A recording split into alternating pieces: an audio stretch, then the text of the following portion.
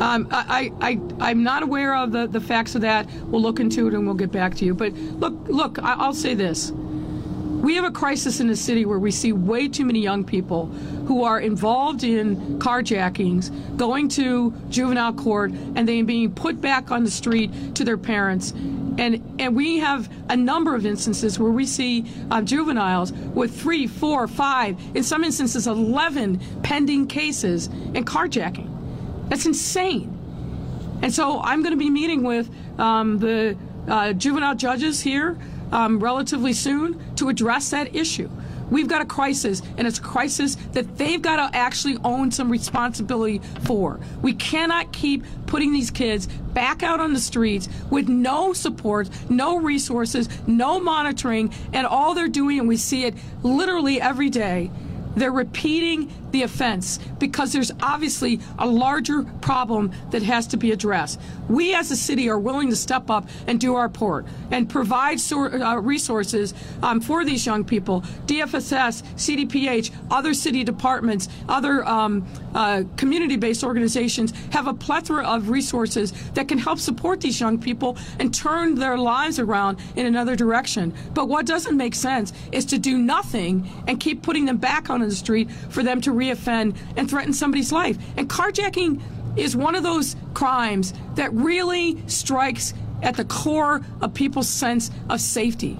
If you've had somebody put a gun in your face under any circumstances, let alone take your car when you're getting your groceries or you're doing some normal routine, it is life-changing for those victims. And our courts have to recognize that.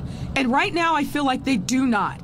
It's a terrible thing that the criminal courts, whether it's in juvenile or adults, seem to act with no responsibility for what it means to put violent, dangerous people back on the street, particularly these adults, frankly, who are orchestrating these young people to get involved in these crimes. There's got to be a measure of accountability.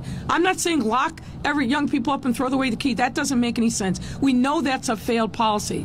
But to have so many juveniles that are involved in this kind of violent crime and no accountability, no services, no sticking hand up between the court and back on the street is insanity. And we have got to turn things around. And we are willing as a city to step up and do our part and put money into programming and resources. We have that already, but we've got to get the cooperation of the courts. They've got to step up and own responsibility for this, and they have failed to do that thus far. I'm hoping that we can turn that around, and I'm certainly going to push and advocate for that very thing, as I have been doing for a year and a half with the adult court. But the presiding judge, the chief judge, they've got to step up and own responsibility for this part of the criminal justice system that is solely within their province. Thank you.